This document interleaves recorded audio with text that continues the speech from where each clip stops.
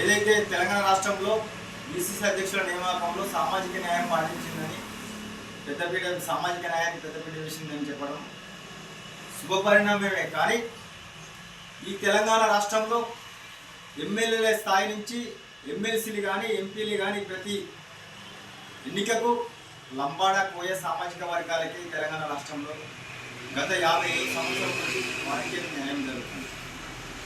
ప్రతి చిన్న వర్గానికి కూడా ఈ తెలంగాణ రాష్ట్రంలో 10,000 జనాభా ఉన్న సామాజిక వర్గానికి కూడా ఎమ్మెల్యే ఎంపీలు ఇస్తున్నారు. ఒక ఎరకల సామాజిక వర్గం రావంగానే అసలు రాజకీయంగా ఎలాంటి గుర్తింపు ఇవ్వకపోవడానికి కారణం ఏదో కూడా చెప్పాలి. ఈ తెలంగాణ సామాజిక ప్రతి గ్రామంలో ఎరకల సామాజిక వర్గం నివాసం ఉంటుంది. మొన్న జరిగిన డిసిసి ఎలక్షన్లో నేను దరఖాస్తు చేస్తే ఇంటర్వ్యూ జరిగితే 100% కష్టపడుతున్నావు, 30 ఏళ్ళ చరిత్రను పార్టీ ముందు పెడితే నీకు పక్కా వస్తాయని మాటిచ్చింది.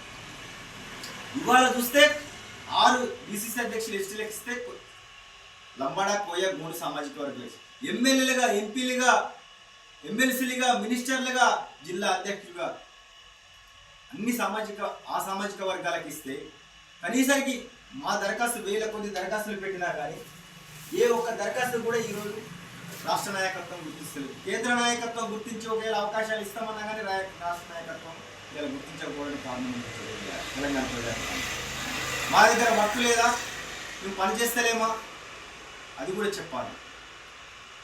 ప్రభుత్వం తరఫున పార్టీ తరఫున ప్రజలకు బలంగా వాదన తీసుకెళ్తుంటే పీసీసీలో కానీ అవకాశం ఇస్తలేరా, డీసీసీలో ఇస్తలేరా, కనీసం నామినేటెడ్ పోస్టులు ఇస్తలేరా, అడిగిన ఎమ్మెల్యే పోస్టులు ఇస్తలేరా. మీ డబ్బులు అడిగినామా, మీ ఆస్తి అడిగినామా, మీ ఐశ్వర్యం అడిగినామా, మీరు మీ అమ్మ నాన్నలు సంపాదించింది ఏమని అనుకుంటా వాటి అని అడిగినామా.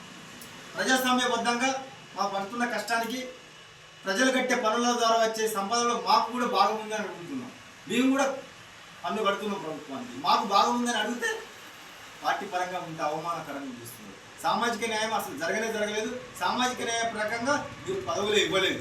ఇంకా సామాజిక న్యాయం గురించి మాట్లాడే అర్హత కూడా మనకు లేదు. నేను కూడా సామాజిక న్యాయం పరంగా కాంగ్రెస్ పార్టీ న్యాయం చేస్తానని అనేక వేదికల మీద మాట్లాడాను. ఏ ఒక్క పదవి కూడా ఇవ్వనప్పుడు ఎట్లా సామాజిక వర్గం పాటించినట్టు?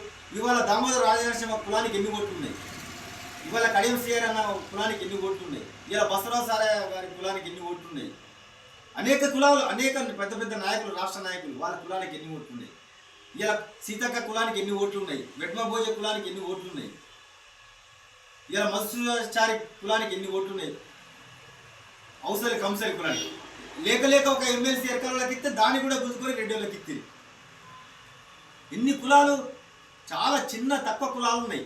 ఓటింగ్ శాతం 8,000 కులాలు ఓట్లు ఉన్న దామోదర రాజనరసింహ ఈ రాష్ట్రానికి వైద్య ఆరోగ్య శాఖ మంత్రి. ఏం చేసినా మేము ఏ పాపం చేసినామని ఇది మమ్మల్ని రెట్లాడుతున్నారు. అసలు మమ్మల్ని చూస్తేనే మనుషుల్లాగా చూస్తలేరు కదా. అన్నీ మీకున్నట్టే మాకున్నాయి, అన్ని కాళ్ళు చేతులు అన్నీ మీకంటే ఎక్కువ కూడా మాట్లాడగలము. ఇంత దౌర్భాగ్యం సామాజిక న్యాయం జరగలేదు. దీని మీద వెనుకడ చేసే ప్రసక్తి లేదు. పార్టీ లైన్గా ఉండి పార్టీ అధిష్టానానికి మేము వేడుకుంటున్నాం. ముఖ్యమంత్రి గారు కానీ పిసిసి అధ్యక్షులు కానీ ఒకసారి గుర్తించాలి, దీన్ని ఫుల్ఫిల్ చేయాల్సిన అవసరం ఉంది. ఈ సామాజిక న్యాయం పాటించవలసి ఉంది. మాకు ఎక్కడైనా పార్టీ మాకు సొంతగా ఆస్తులు సంపాదించుకోవాలి, 1000 కోట్లు ఎదగాలని ఏం లేదు. పార్టీ విధానాన్ని ప్రభుత్వ విధానాన్ని ప్రజలకు తీసుకెళ్లాలంటే మాకు కూడా బ్యాక్ బోన్గా పార్టీ ఉండాలి కదా. పార్టీ సపోర్ట్ లేకుండా మేము ఏమని మాట్లాడాలి, ఏ పదవి ఉన్నదని చెప్పి ప్రజలకు వెళ్ళాలి.